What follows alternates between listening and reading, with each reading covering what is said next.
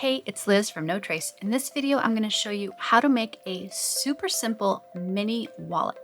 This wallet is the perfect size for just your credit cards or driver's license and maybe a little bit of cash. This project is a great way to use up your little bitty scraps of fabric, and it comes together with just 2 seams. This tutorial is inspired by another YouTube channel named The Twins Day. I modified a tutorial from her to make it small enough to fit just your credit cards and to fit in your back pocket. So let's go. Let me show you what you need to make your own cute little mini wallet. You need just 1 piece of fabric that is 4 3/4 inches wide and a minimum of 18 inches long. These numbers are in the description box below this video, so you can just click in there to see them again. The fabric I'm using is a heavier weight material, so this is a light stretch denim, and this is a shiny blend household type of fabric. Both of these came from my box of heavy hot garbage from Swanson's fabric, so they're a little bit heavier weight, and you can also use lighter weight fabric, but this is a really fun way to use up some lightweight canvas or lighter upholstery style fabrics or a lightweight denim. You don't want to go too thick with your fabric. It's going to make your wallet really difficult to finish up. So you want to go with a lighter weight canvas or somewhere in that realm. You can absolutely customize the height, so this direction of your fabric, and use the scraps that you have on hand. If you go with the minimum 18 inches, it'll be just perfect for your credit cards. If you go longer, you'll have a little more room in your mini wallet, and you can even go up to 26 inches if you want a larger but still small wallet. So again, the minimum length is 18 inches, but feel free to go a little bit longer if you want something that's a little bit taller. You'll also need a snap set for the closure, a snap setting tool. I like this one by Dritz. And you'll need a seam ripper, or I like to use a leather punch tool, or you can use an awl to create the hole in your wallet. If your fabric has a print and your print has a direction, the very first step is to determine the top of your print and the bottom of your print. I'm going to be using this fabric, which kind of has a direction. I'm just going to declare this the top end and this the bottom end. I'm going to actually be folding the top end towards the bottom end, and then I'm going to iron and get a nice center crease. Once I have my center crease, I'm going to open it back up, and I'm going to bring the top end to that center crease and iron again right here. So now I have 2 creases, which are probably kind of hard for you to see, but there's a center crease. I'm just marking it with some fabric chalk so you can see it better. And then there's another crease right there. I want to make 2 more creases. I want to create a center crease for here and a center crease for here, so that this half of my fabric is now cut into or folded into 4 sections. So I'm going to go ahead and iron it once more so that I have 4 creases. All right, so I have 4 creases, and I marked them with chalk just so that maybe it's a little bit easier for you to see.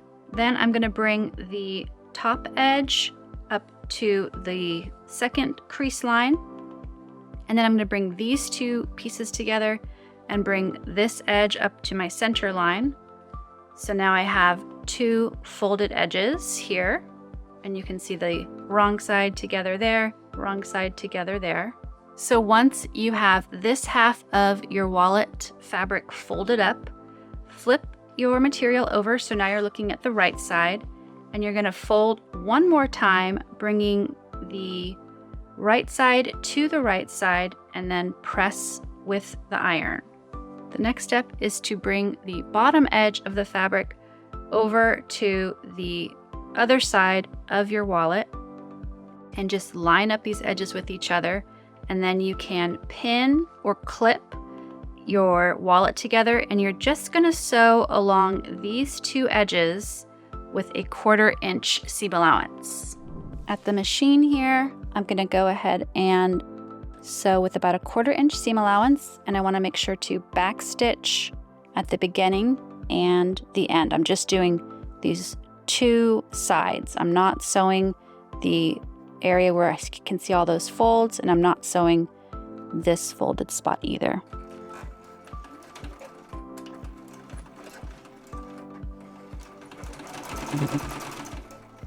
Okay, so I did those two seams on the sides. Now I'm going to just trim off a little bit of the fabric away from these corners, and I'm going to trim down my seam allowance just a little bit.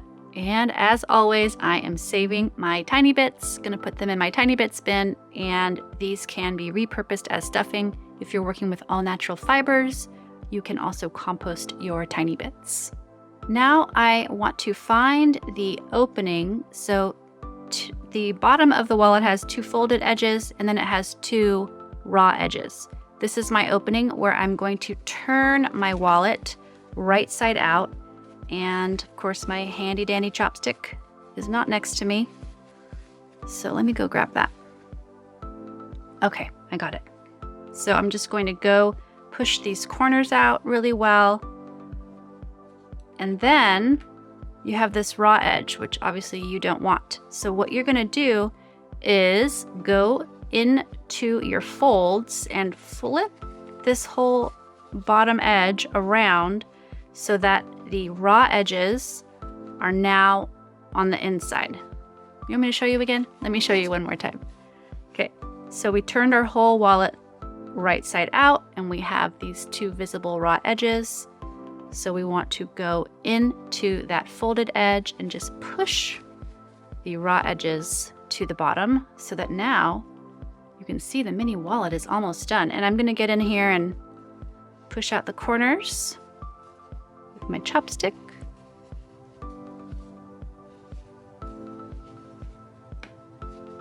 I also gave it a little press with the iron, and it's almost done. All we need to do is install the snap, and I'll show you how to do that. Also, in case you're wondering about size differences, this wallet was 20 inches of fabric, and this is 18. So the 20-inch fabric, it's going to make your wallet just a little bit, about a 1/4 inch or a 1/2 inch taller than the 18-inch fabric. And then, like I mentioned, if you go as tall as 26 inches, it's quite a bit larger and might not fit in your pocket as well, but it will hold more stuff. In order to install the snap, all you got to do is take this top flap and fold it in half and press with your fingers so that you can find the center point and create a little bit of a crease there, which I'm not sure how well that shows up. And now you're going to either use your seam ripper or your awl, or if you have a leather punch tool, you're going to use that to create a hole right on that center crease, about 1/2 inch away from the edge, or 3/4 of an inch. I'm doing mine probably closer to 3/4. I'm kind of eyeballing it. So I've got a little hole there now, which you probably can't see, but I promise it's there. And the first piece to install is the smooth, shiny top part of your snap, the one that's visible here on all of my little mini wallets. So you want that to go onto the flap, and then get it through the hole here. And then you have 3 other pieces here. The other piece that's smooth, has more smooth edges, goes with your top piece. And you want to install it so that it's like a little cup going over the stem. Okay, so it's like a little upward cup shape versus this doesn't really work. You want your cup pointed up. And now you're going to need your tool, whatever your snap setting tool you have. Like I said, I have this one by Dritz. It's very easy to use, and it has a smooth section and a raised section here inside the tool. You want the smooth section of the tool to be used with the smooth top part of your snap. And then you want to line up the pointy part of the tool with the stem. So you just take your time and look at what you're doing. And once you know for sure that they're lined up, then you squeeze really hard and that stem gets split open, kind of like a flower. Now to install the bottom part, what I like to do is close my little wallet and push down on my top snap and kind of grind it a little bit. I know it seems kind of weird, but it creates a faint impression of a circle, and I want to create a hole right at the center of that circle, which you might not be able to see that well, but if you do it at home, you'll probably be able to find your circle pretty easily. And now I want to create a hole just through this front piece of fabric. I don't want my hole to go through this part of the wallet or the back of the wallet.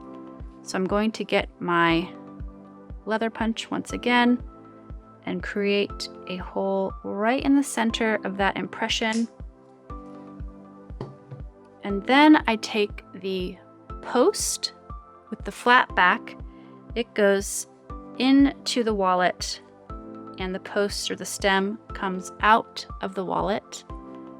And then I have one last piece left. This has some little ridges on it, and you want the flat part to go on to the stem first so that it looks like this.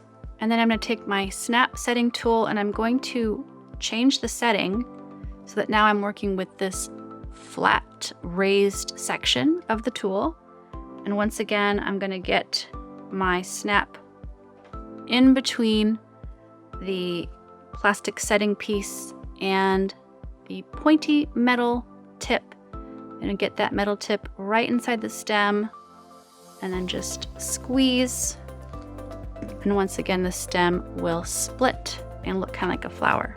And it's always a good idea to test your snap, make sure it's working. It is, and the wallet's done.